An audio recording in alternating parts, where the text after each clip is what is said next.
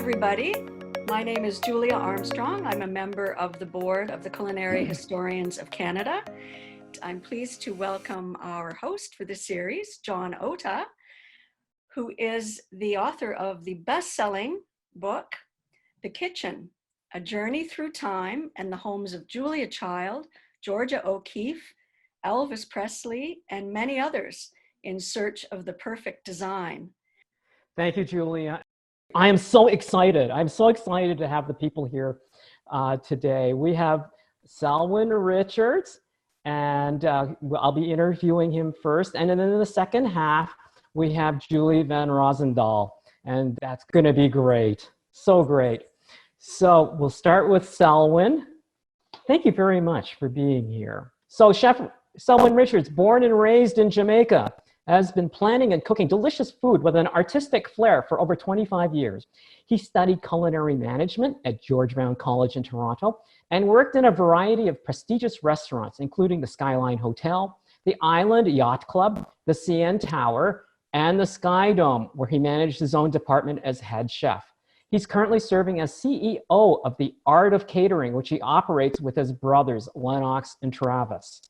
Chef Richards is also an author. His book, The Art of Cooking, Soul of the Caribbean, was launched in 2014. The book chronicles Chef Richards' culinary career and features food from the Caribbean. Welcome, Selwyn. So glad. My pleasure. My pleasure. Yes, so great to see you. I love those photos of you at Hungry for Comfort, where you cooked a beautiful meal. Can you please tell us about your mom and the influence that she had on your cooking career? I don't think I'm biased, but I think my mom is the world's greatest mom, you know.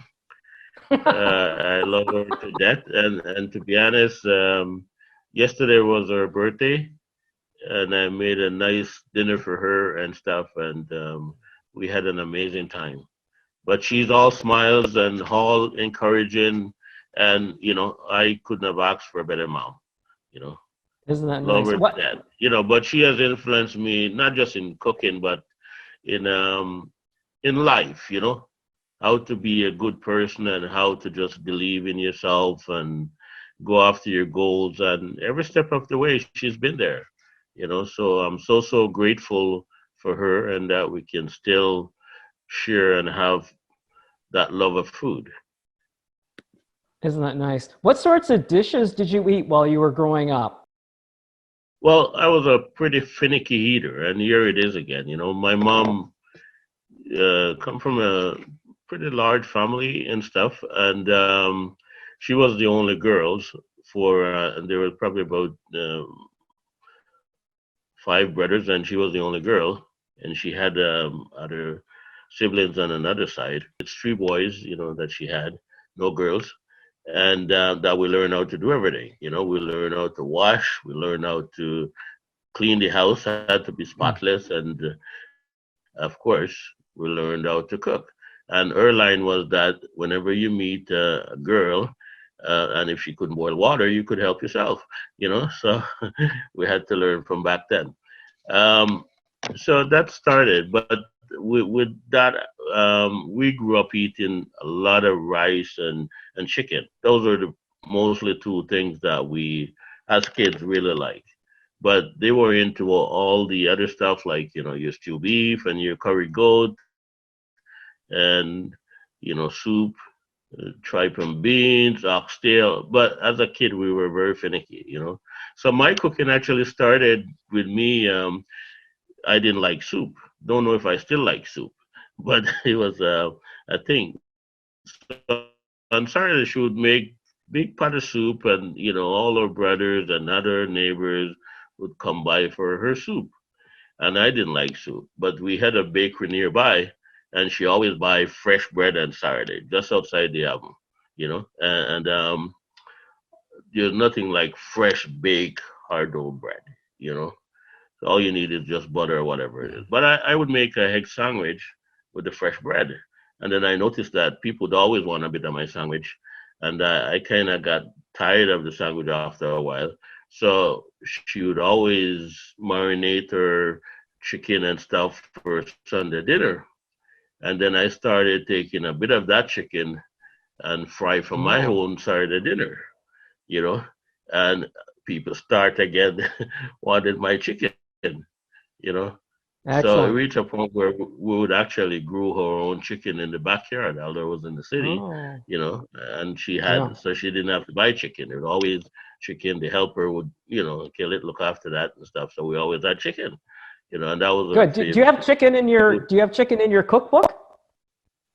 Yes, lots of chicken, Let's see your cookbook, and Selwyn. Have you got your cookbook there? yeah, there All we are. right, very Okay. good. And there's a recipe in there for my mom, which is her curry goat recipe, and I use exactly her recipe. Didn't modify it one bit. That's just Really? her. It's your mother's recipe is in there. Oh my goodness. Curry goat, you know.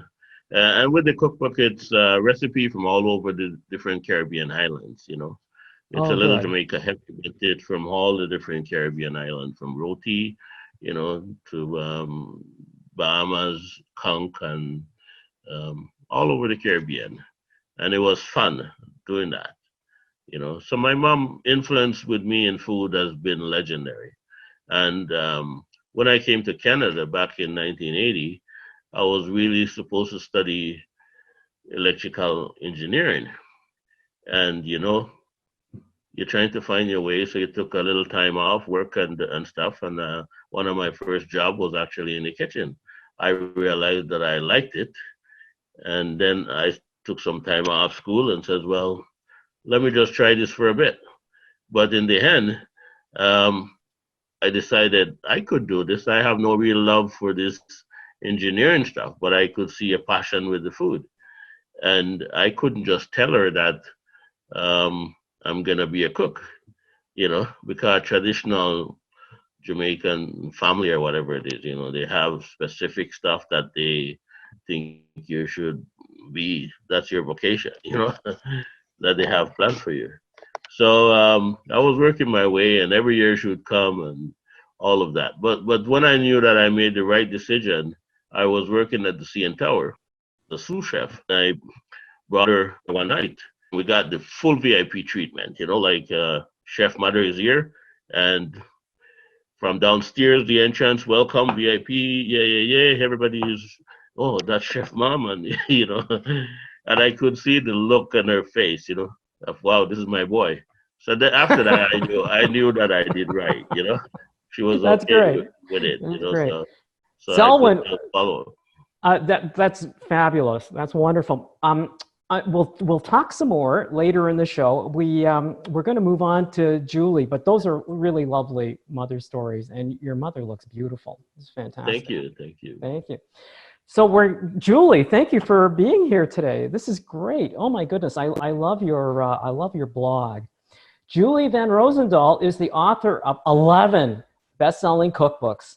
Julie is the food columnist on the Calgary Eye Opener on CBC Radio 1. She's the contributing food editor of the Globe and Mail. She co-hosted 3 seasons of the TV series It's Just Food with Chef Ned Bell. And she writes and takes photos of her award-winning food blog, dinnerwithjulie.com, which documents real life in her home kitchen in Calgary with her husband Mike and son Willem. She's the author of the very popular book, Dirty Food: Sticky, Saucy, Gooey, Crumbly, Messy, Shareable Food. Julie, welcome. Thank you for being here. Thank you. Guys, There it is. thank you for reminding me to grab one because I'm terrible at self-promotion. Oh, that's all right. We're going to talk about it. We're going to Awesome. talk about it today. So, Julie, can you just tell us about your mom and growing up and cooking? Oh, my mom is fantastic. She's a great cook. Yes, that's me. I've Beautiful. loved food and I've loved cooking since I was a kid. My mom likes to tell the story of when I was 3 and I asked when I could cook for myself. And she said, when you can read a recipe for yourself, then you can cook for yourself. So I went off with a stack of cookbooks and learned how to read. Came back and said, Mom, what's a tibispa? She's like, a what? A tibispa. She said, use it in a sentence. Add 2 tibispa of sugar. Tibispa. I got it. Tibispa. So cooking has always been my thing. And one of the best things about my mom is that she let me just go to town in the kitchen. You know, she didn't try and shoo me away. She helped me along, but I was allowed to have free reign in the kitchen. And so I learned how to cook. I wasn't allowed to have an easy bake oven. I wanted one so badly.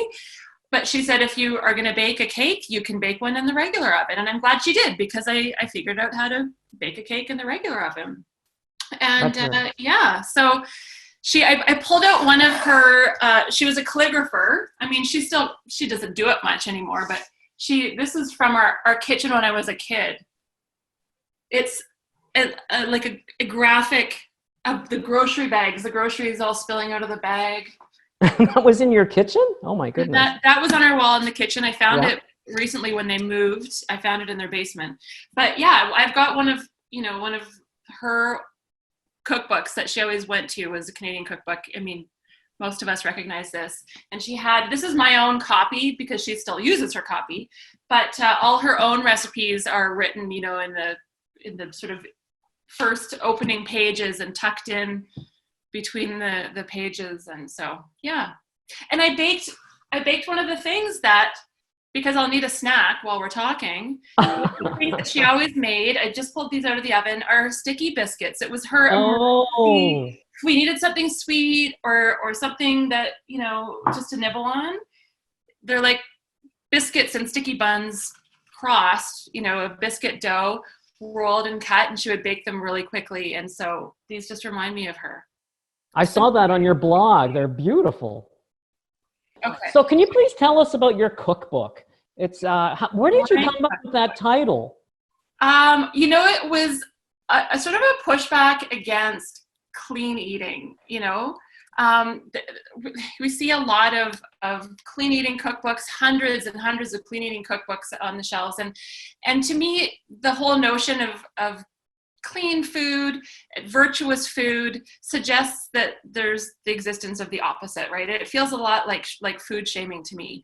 I think, you know, food shouldn't have guilt attached to it. And we're all familiar with guilty pleasures and, you know, sinfully delicious. And I just don't think that we should feel that way about what we eat, right? We should be embracing food, and lucky us if we get to the freedom of choice about what to eat. So, you know, conceptualizing it in a book was a bit tricky. This is me eating a jelly donut on the back. So I decided to have fun with it. So it's like eating mess and sloppy joes and messy fries and all these things that are really, like, I think it adds to the enjoyment of food when food is sticky or drippy or saucy or crumbly, you know, when you need lots of napkins. I think that extra layer of physical pleasure, it goes a long way. And it's all food that's geared towards sharing. You know, we eat for so many reasons, and, you know, that's becoming very clear right now as we're all in the middle of this pandemic. You know, it's not just for survival, it's for socializing and connecting and supporting each other. And I think that's one of the hardest things that people are dealing with right now, is not being able to gather around the table or, you know, bring food to show support to, you know, family or friends who are sick, or, you know, so what I really like about your food blog is the photography and the way that in the photographs of the food there are crumbs and drips. Yeah. And some of the food is half eaten, which I love. And I think the food looks even better with the crumbs and the drips. Well, it suggests that someone is enjoying it and eating it. And that's what real food looks like, right? I think the bar has really been raised so high with Instagram and all this, you know, highly styled food and food shows on TV, and the pressure is put on home cooks to make everything look perfect. And it doesn't always look perfect, but that's what makes food look delicious, is when you can see the sauce and you can see the bites out of it and the trail of crumbs that it leaves on the plate, you know? Yes, and the photograph of the butter tart pie drives me crazy. How did you develop that recipe? Butter tart pie. Well, so my grandmother, who lived in Windsor, Ontario, was the queen of butter tarts. She best butter tarts with currants, for the record, which the original recipe calls for, as you guys probably know, which are tiny raisins, Corinthian raisins. So technically, currants are in the raisin camp. I always have to get that out when I'm on my butter tart platform. So I've always used her recipe for butter tarts. That's pretty typical. It's egg, brown sugar, syrup. I use Rogers Golden syrup instead of corn syrup. I find it has more flavor. Yeah. A little bit of vanilla. Her recipe says butter the size of an egg, which was pretty common for that generation. And so I just did a regular pie shell, and then I multiplied the filling by 1.5. So not quite double, but I made it a little bit bigger and baked it as a pie. It worked really well. Oh, I mean, really well. I was a even little bit oozy. Yeah, it's beautiful. I wanted to eat my screen. Oh, good. Pretty soon they'll have, scratch and sniff or like aroma vision on the screens. Great. So Julia, are there any questions from the audience? Yes, there are. Okay. The first one is for Selwyn. Does your mom enjoy cooking? Does she still cook for you sometimes? Yeah, very much so. I mean, now she's vegetarian slash fish. She doesn't eat meat anymore, health reason. But she's now become a very healthy eater, and I guess that's evolution of over the years and her dietary restrictions and stuff like that. But now she's, as Julie was saying, a clean eater, put it that way. Where she doesn't get into a lot of mixed spices and stuff like that, sea salt and pepper, and she's good, olive oil. So that's how she now cook, which is a far different cry from back in the days when, as you're talking about, it's I love what you said about food. The messier it is, it seems the tastier it is, right? Yeah. The perfect bite, and we have gotten away from that. We're getting away from that, but that's real food, right? Yeah. But not knocking the healthy cooking, which she does right now, but it's balance for me, right? Yeah. All about balance. Sure. That's great. Thank you, Selwyn. That's great. And the next question is for Julie. Yes. Sarah is wondering, what are your favorite recipes from the Nellie Lyle Pattinson book? Which is the one that I held up, the Canadian cookbook. So if I look at my mom's version, her copy, there's a recipe that it sounds terrible, but it's delicious. She makes this corned beef and pecan dip at Christmas time, and the recipe is taped on the inside of the front cover, and it's amazing. We only eat it at Christmas, and it's one of those things that I kind of grew up with. So I don't know if I had never had it before. It's cream cheese, corned beef, and pecans on top. I don't know if I would like it if I'd never had it, but I love it because we've always had it at Christmas.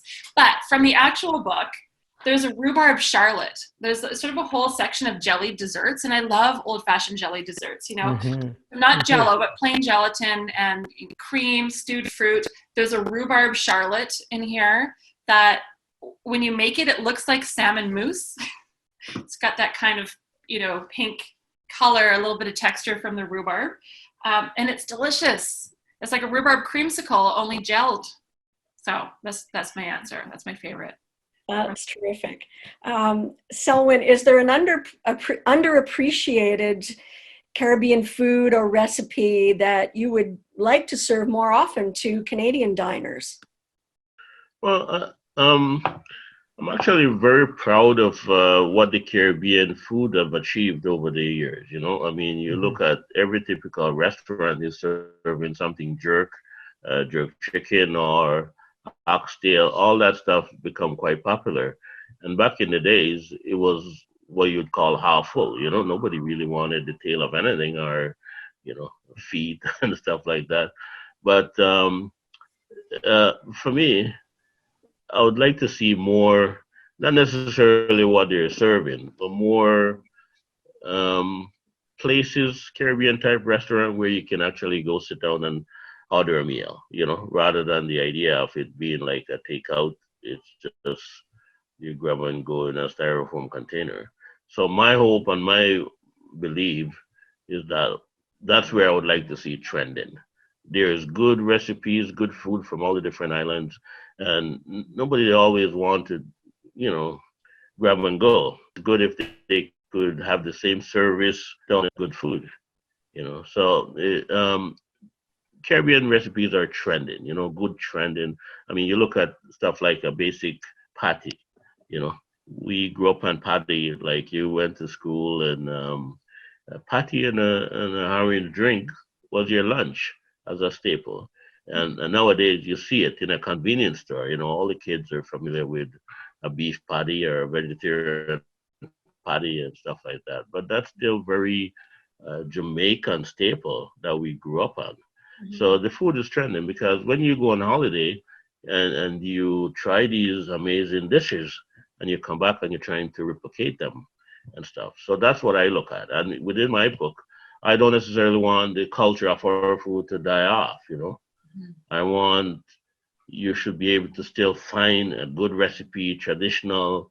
I mean, don't know traditional that I put my twist on it, but you can look at it and says, well, wow, I want to make a oxtail, you know, it's in the book. I want to do a good jerk chicken, it's in the book, you know, and I try to keep it user friendly. So I don't want to tell you how bright I am that you have to make your own jerk sauce. I give you the option of saying, you know, if there's a supermarket, Whole Foods, you find everything in there these days. And there's a good blend to start with. You know, so grab that and go. I don't want you to use the recipe one time and then it's back on the shelf. I want you to make something, and I guess Julia and you can relate to that, you know. I want you to make something and you can't wait to try it again.